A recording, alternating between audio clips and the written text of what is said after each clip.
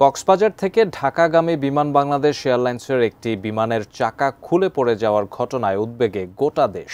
তবে স্বস্তির খবর হলো, আতঙ্কজনক এই পরিস্থিতির মধ্যেও ফ্লাইটটি সফলভাবে ঢাকায় জরুরি অবতরণ করেছে। প্রাণ বেঁচেছে ৭১ যাত্রীর। বিস্তারিত শিহাব ইসলামের ডেস্ক রিপোর্টে।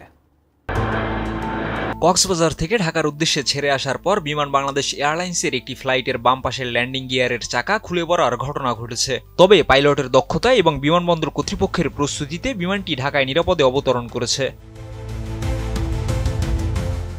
কক্সবাজার আন্তর্জাতিক বিমানবন্দর থেকে ছেড়ে আসা বাংলাদেশ বিমান এয়ারলাইন্সের BG 436 ফ্লাইটটি শুক্রবার দুপুর 1:20 উড্ডয়ন করে। কিন্তু হযরত শাহজালাল আন্তর্জাতিক বিমানবন্দরে আসার পথে বিমানটির চাকার সমস্যা পরিলক্ষিত হয়। এই তথ্য জানিয়ে পাইলট ক্যাপ্টেন বিল্লাহ ঢাকার এয়ার ট্রাফিক কন্ট্রোল ATC-কে জরুরি অবতরণের অনুরোধ জানান।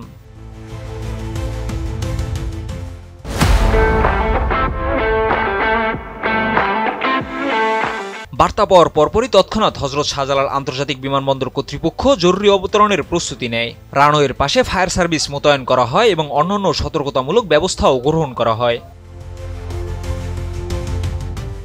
ফ্লাইটে ছিল ৭১ জন যাত্রী, যাদের মধ্যে একজন শিশুও ছিল।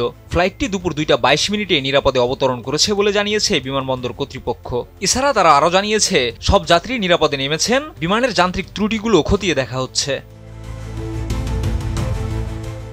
বিমান বাংলাদেশ এয়ারলাইন্সের মহাব্যবস্থাপক ABM রওশন কবির জানান, এ ঘটনায় যাত্রী এবং ক্রু সবাই সুস্থ ও নিরাপদ রয়েছেন। ভবিষ্যতে এমন পরিস্থিতি এড়াতে যথাযথ তদন্ত এবং ব্যবস্থা গ্রহণ করা হবে। হযরত শাহজালাল আন্তর্জাতিক বিমানবন্দরের কার্যক্রম বর্তমানে স্বাভাবিক রয়েছে। তবে বিশেষজ্ঞরা বলছেন, পিছনের এক চাকাতেও নিরাপদ অবতরণ সম্ভব, কিন্তু এমন ঘটনার পুনরাবৃত্তি রোধে সব ধরনের সতর্কতা এবং পদক্ষেপ নেওয়ার আশ্বাস দেওয়া হয়েছে। শিহাব ইসলাম, ADN নিউজ।